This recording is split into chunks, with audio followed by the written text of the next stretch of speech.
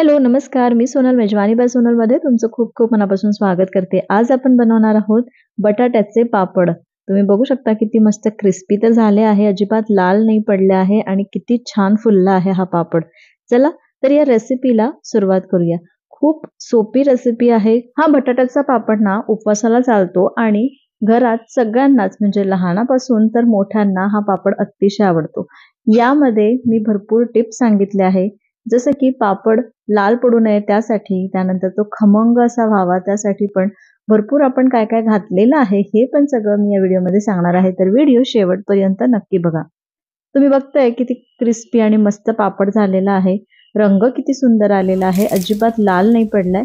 चला तर रेसिपीला सुरुवात करूया. त्यासाठी इथे मी 1 किलो बटाटा घेतलेला आहे आणि हा बटाटा ना असा अगदी कडक जो असतो तो घ्यायचा आहे, जो आपण चिप्स साठी वापरतो तो घ्यायचा, ज्यामध्ये स्टार्च अतिशय कमी असतं. जर बटाटा आपण जुना घेतला त्यामध्ये स्टार्च जास्त असतं आणि पापड आपले लाल पडतात. तर कमी स्टार्चचा आणि नवीन जो बटाटा असतो तो इथे घ्यायचा आहे. हे बघा, इथे मी हे दाखवत आहे. आता हा मी उकळून घेतला. उकडताना कुकरमध्येच लावला आहे, पण कुकरमध्ये अगदी कमी पाणी घालायचं. म्हणजे आता मी 1 किलो बटाट्याला अगदी 1 वाटी पाणी घातलं आणि याला शिजू दिलं. तर मी 3 ते 4 शिट्ट्या काढून घेतल्या आहे मीडियम गॅसवर आणि आपला बटाटा व्यवस्थित उकडला जातो. हे बघा, उकडलेल्या बटाट्याचे मी साल काढून घेतले आणि आता या बटाट्याला आपण किसून घेऊ. हे बघा, बटाटा मी पूर्ण किसून घेतला. आता यामध्ये आपल्याला साबुदाण्याचं पीठ घालायचं आहे. तर जर तुमच्याकडे साबुदाण्याचं पीठ नसेल ना, तर तुम्ही काय करायचं, 1 वाटी साबुदाणा घ्यायचा, त्याला छान असा थोडा फुलतपर्यंत आणि 2 ते 3 मिनिटं मीडियम गॅसवर भाजून घ्यायचा. मग तो थंड करायचा आणि त्याची मिक्सरमध्ये पावडर तयार करून घ्यायची. ते तुम्ही वापरू शकता किंवा बाजारामध्ये रेडीमेड साबुदाण्याची पावडर पण मिळते. तर ही घ्यायची आहे. तर मी ही घेतलेली आहे. इथे मी अर्धा कप साबुदाण्याचं हे पीठ घेतलं. यामध्ये चवीपुरतं मीठ घालू. 1 चमचा मी इथे जिरे घातलेले आहे. 2 चमचे मी इथे चिली फ्लेक्स घालते. अर्धा चमचा मिरे घालू. ऑप्शनल आहे, मिरची घातल्यानंतर मिरे घालायची गरज नाहीये, पण जर मिरे घातला ना की या पापडांना अजूनच खूप मस्त खमंग चव येते. आणि आता हे सगळं छान मिक्स करून घेऊ.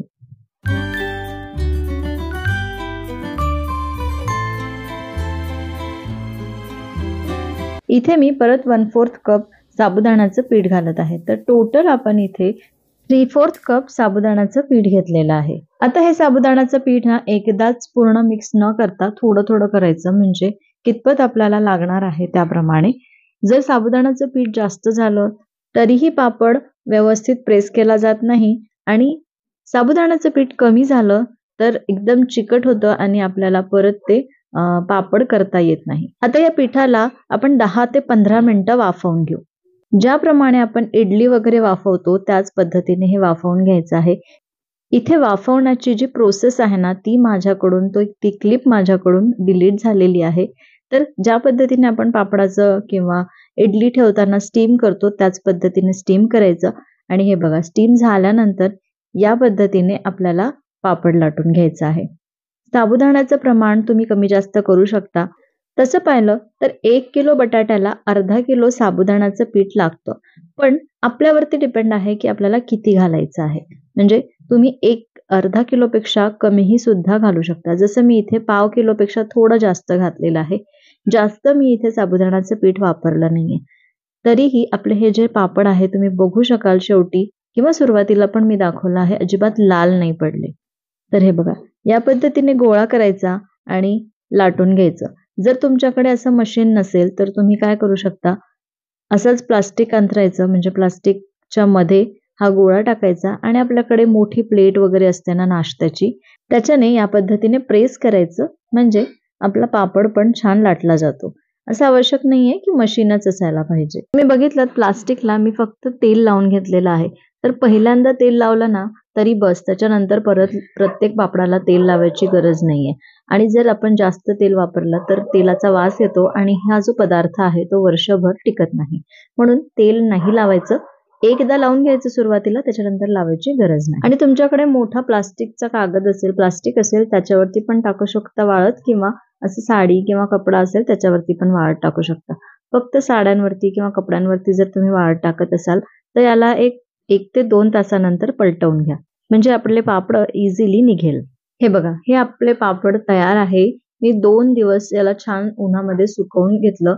पहिल्या दिवशी आपण जेव्हा घातलं तेव्हा ते छान सुकलेलेच होते.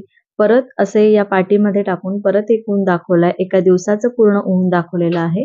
तर हे बघा, आपले हे पापड मस्त असे खणखणीत वाळलेले आहे. आता मी तुम्हाला तळून दाखवते. तुम्ही बघू शकता तळल्यानंतर पण हा पापड अजिबात तेलकट झाला नाहीये किंवा लाल पडला नाहीये. जी आपण स्टीमिंगची प्रोसेस केली आहे किंवा पीठ वाफवून घेतलं आहे, त्यामुळे जो आपण साबुदाणा यामध्ये घातलेला आहे किंवा साबुदाण्याचं जे पीठ घातलेलं आहे ते पण छान शिजतं आणि त्यामुळे आपले हे पापड छान फुलतात. तर इथे ज्या काही मी टिप्स सांगितलेल्या आहेत त्या नक्की लक्षात ठेवा आणि या टिप्स वापरून जर तुम्ही हे पापड तयार केले तर अजिबात लाल पडत नाही आणि वर्षभर हे टिकतात. आपले पापड तर तयार झाले, पण तळायचे कसे? तळताना तेल जे आहे ते मीडियम हॉट असायला पाहिजे. एकदम गरम नको किंवा खूप थंड पण नको. जसं मी आता सुरुवातीला दाखवलं, जेव्हा पहिला पापड मी तळला तर तो लगेच वरती नाही आला, कारण तेल व्यवस्थित गरम झालं नव्हतं. आणि त्यानंतरचे पापड तुम्ही बघू शकता टाकल्या लगेचच तेलामध्ये छान तळले जात आहे. तर तेल व्यवस्थित गरम पाहिजे. हे बघा, इथे मी 4-5 पापड तळून घेतले. आता हे पापड तर माझे 3-4 महिन्यात संपेल, पण जर तुम्हाला वर्षभर स्टोअर करायचं असेल तर यासाठी मी तुम्हाला एक टिप सांगते. काय करायचं, आता उन्हाळ्यामध्ये हा पदार्थ आपण तयार करून घेतलेला आहे. तो डब्यामध्ये भरायचा. भरताना एकतर तुम्ही अॅल्युमिनियमच्या डब्यामध्ये भरा किंवा स्टीलच्या डब्यामध्ये भरा. जे स्टीलचे मोठे डबे असतात त्यामध्ये भरू शकता. पण प्लास्टिकमध्ये शक्यतो भरू नका, म्हणजे त्याचा वास येणार नाही आणि पटकन प्लास्टिकचा वास आपल्या या पदार्थाला लागणार नाही. आणि अजून एक महत्त्वाची टिप, जेव्हा ऑक्टोबर महिना सुरू होतो, आता आपण हे सगळे उन्हाळी वाळवण सगळं तयार करून घेतल्यानंतर पावसाळा सुरू होणार आणि पावसामध्ये खूप मॉइश्चर असल्यामुळे हे जे पदार्थ असतात, आपण समजा ते तळण्यासाठी काढले, थोडा वेळ उघडं राहिलं किंवा त्याच्यामध्ये जर हवा गेली तर हे जे पदार्थ आहे ना ते थोडेसे मॉइस्ट धरतात किंवा मॉइश्चर पकडतं आणि लवकर खराब होण्याची शक्यता असते. म्हणून काय करायचं, जेव्हा ऑक्टोबर हीट असते तेव्हा परत हा पदार्थ एकदा एक दिवस चांगला उन्हामध्ये खणखणीत वाळवून घ्यायचा, सुकू द्यायचा, म्हणजे त्याला छान ऊन दाखवायचं. मग परत हा पदार्थ, हे वाळवण तुम्हाला अजून 3-4 महिने ते पुरेल, म्हणजे ऑटोमॅटिक हे वर्षभर तुम्हाला खाता येईल. बघा किती सुंदर पापड दिसतोय. असा पापड जर करायचा असेल तर मी इथे ज्या काही टिप्स सांगितल्या आहेत त्या नक्की लक्षात ठेवा आणि या सगळ्या टिप्स वापरून हा पापड एकदा नक्की ट्राय करा. मला कमेंट करून सांगा की तुम्हाला कसं वाटलं. रेसिपी आवडली असेल तर एक लाईक करा, जास्तीत जास्त शेअर करा आणि अजूनपर्यंत चॅनलला सबस्क्राईब केलं नसेल तर प्लीज सबस्क्राईब करा. पुन्हा भेटते अशाच एका मस्त रेसिपी सोबत उद्या दुपारी 2 वाजता. तोपर्यंत बाय बाय.